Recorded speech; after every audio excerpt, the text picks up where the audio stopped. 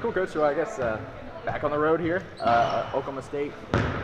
Obviously, a great game last year with the triple overtime. I guess what sort of improvements are we looking for this team to be able to battle them on the road? Yeah, Oklahoma State has been a tough place for us to play. We haven't had success against them since we've been here. And, I know last year we had some really, really great games, but both of our teams are very different from last year.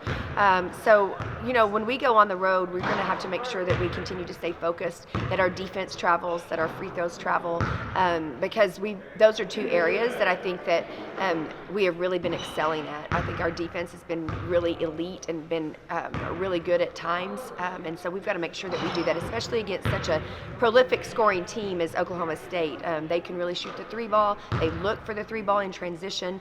The more that they can just have free flow and just play ball and not run their sets, the better they are. So we've got to really slow them down in transition and make them have to run half-court offense. Second true road game for this team this year. You want to know so far.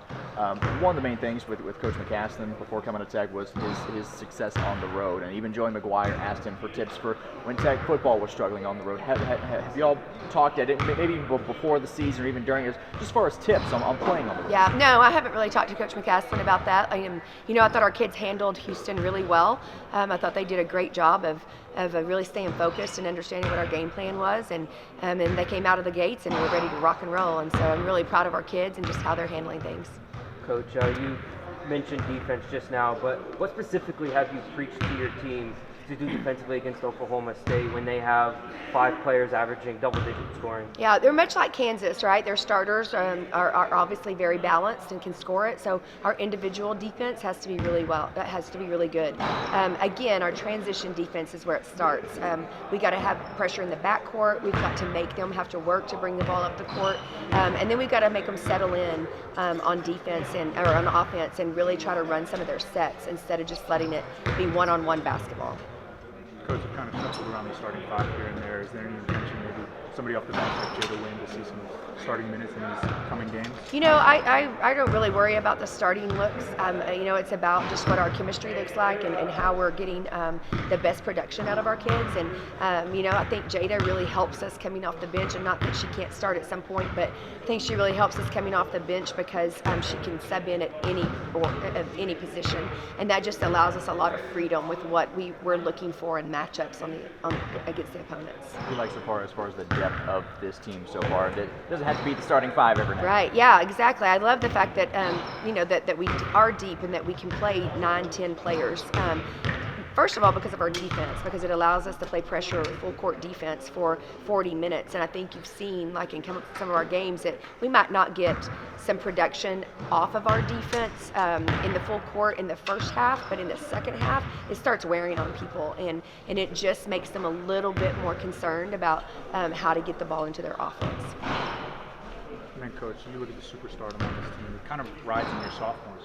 Can you talk about that improvement from year 1 to year 2 for these girls? Yeah, well, I think that's just growth and maturity, right? They played with a lot of seniors last year that carried a lot of the load from them, so they were really free to make some mistakes because they had seniors that could back it up and erase it for them. I love the fact that our sophomores are playing with so much confidence.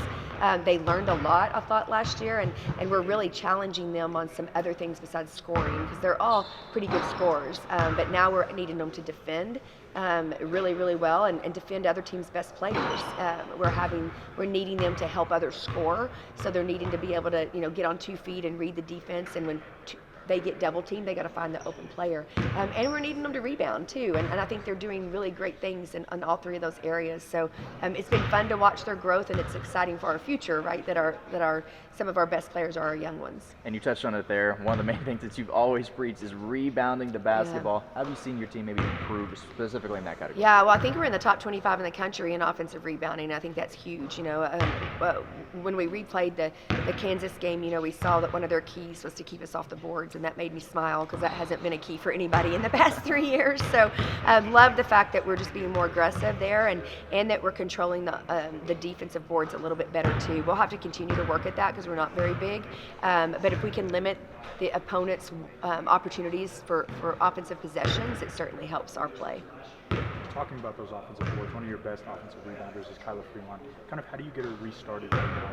Hasn't been the best scoring, streak for her, but just kind of how do you get her back on the court? Yeah, so first of all, I mean, we started Big 12 play, and that's a lot different, right? So because of her work in the non-conference play, she's garnering some attention, and she's garnering attention from some of the best players in the country. So they obviously are very focused on keeping her off the boards.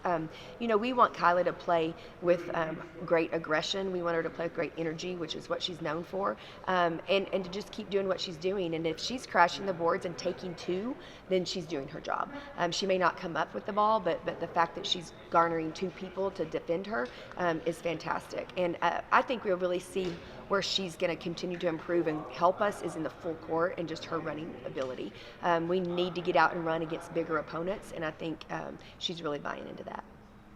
Coach, you mentioned last night that Oklahoma State's one of the thinner teams in the conference in terms of how many players they play. How does that help you guys or play into your style? Yeah, well, we hope, that obviously that our full court defense and our depth can help wear them down a little bit, but at the same time, they don't make many mistakes because they have such good chemistry, because they only have 5 or 6 players that are playing, so they're very used to what their teammates going to do, much like Kansas. And I thought, Kansas wasn't very deep either, and so you've got to really defend their actions well, but then they just start playing, and I think that's really hard to defend when you don't really know what's coming and they're just playing basketball. So we want it to be used to our advantage, but we're still going to have to dictate that. And then what did you learn from your first road game that you can take away going to Oklahoma State? Yeah, I think our kids learned obviously that they can win on the road, that takes a lot of focus and a lot of determination.